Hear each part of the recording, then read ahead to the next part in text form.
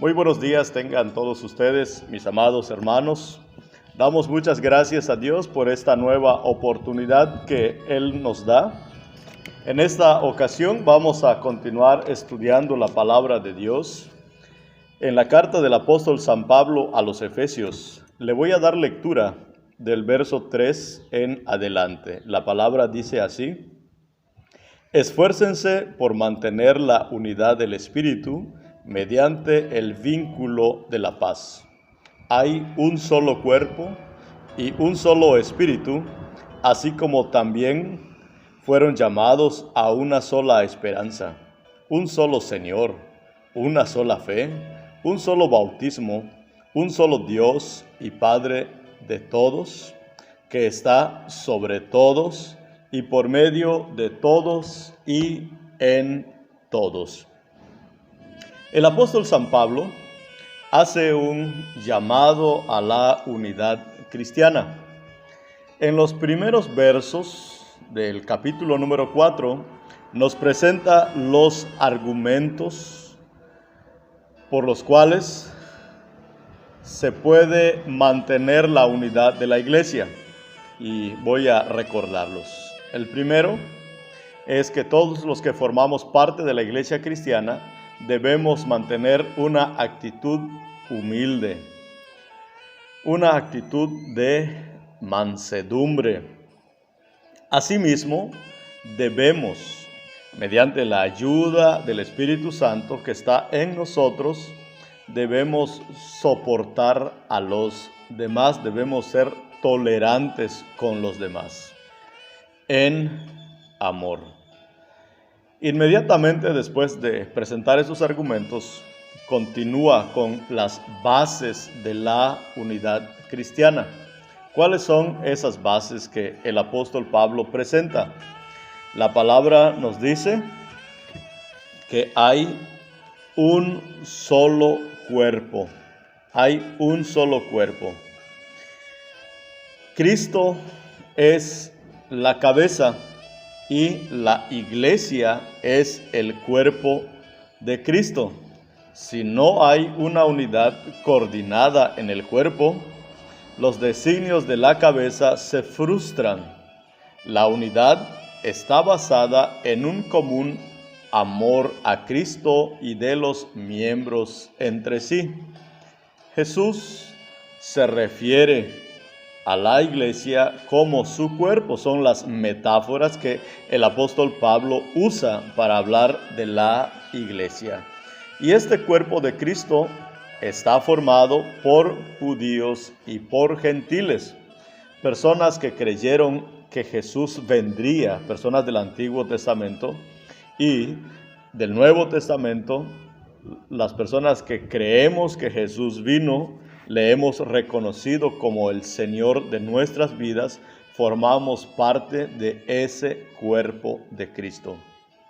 La Escritura nos dice que hay un solo Espíritu. Ese Espíritu que operó en nosotros cuando creímos en el Señor Jesús. La Escritura dice que nosotros estábamos muertos en nuestros delitos y pecados, pero Dios nos dio vida. Entonces, el Espíritu Santo es quien nos vivificó, el Espíritu Santo nos regeneró para que fuésemos capaces, o nos capacitó para creer en Cristo Jesús. Entonces, solo hay un Espíritu. La palabra dice que hay una sola esperanza. El apóstol Pablo anima, exhorta a la iglesia de Éfeso para mantener la unidad debido a que hay una sola esperanza. Todos los cristianos estamos en marcha hacia una misma meta. Todos esperamos la redención final. Todos esperamos que nuestro Señor Jesucristo regrese por segunda vez, establezca su reino, regresen las cosas a la normalidad como Dios lo diseñó desde el principio.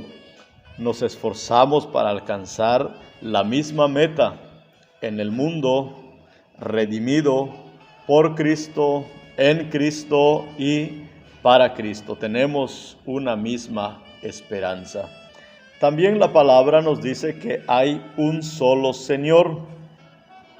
La primera forma de credo que surgió en la iglesia primitiva fue esta breve frase: Jesucristo es el Señor.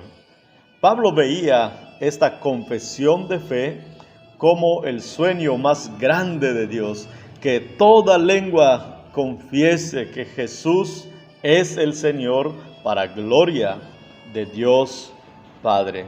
La palabra Señor que se emplea aquí es la palabra Kyrios, que normalmente era usado para referirse al emperador romano. Los cristianos estamos unidos a Cristo, a la iglesia. Hay un solo Señor, reconocemos a un solo Señor que es el Señor Jesús, a quien debemos siempre someternos. Una sola fe. Fe quiere decir la entrega incondicional del cristiano al Señor Jesucristo. Pablo quiere decir que todos los cristianos están unidos porque han decidido, por medio del Espíritu Santo, rendirse totalmente al amor del Señor Jesucristo. Hay un solo bautismo. Las formas de bautismo pudieran variar, pero existe un solo bautismo que es el bautismo del Espíritu Santo. Y esta es la obra interna del Espíritu Santo. Lo que nosotros hacemos a través del ritual del bautismo es manifestar públicamente, confesando nuestra fe en Cristo Jesús ante un público, pero esto solamente es una forma externa de demostrar lo que Dios internamente ha hecho con nosotros y en nosotros. Hay un solo Dios. Dios es el Padre de todos. Dios es el Padre de todos. Dios está por encima de todas las cosas. En esta frase se encierra el control de Dios. Pueden haber tempestades, conflictos, circunstancias adversas en nuestras vidas, pero Dios está por encima de todo. Dios está en control de todas las cosas. Esto nos recuerda esta doctrina denominada la providencia de Dios, que nos enseña que Dios es el creador, sustentador de todo lo que existe, de todos los aconteceres de este mundo. Dios los gobierna. Dios está en todas las cosas. En todas las cosas. Esto nos recuerda la presencia continua de Dios en el mundo en el cual vivimos. Dios está por encima, Dios está en todas las cosas, Dios es trascendente, pero Dios está presente hoy en nuestras vidas. Recordemos este verso de la palabra del Señor que dice: un Dios y Padre de todos, el cual es sobre todos y por todos y en todos. Esta es la base de la unidad de la iglesia. Que el Señor nos bendiga, que Dios nos ilumine y nos guíe siempre. Y confiemos siempre en Dios, recordando que Él está en medio de todas las cosas. Que Dios sea con cada uno de ustedes. Amén.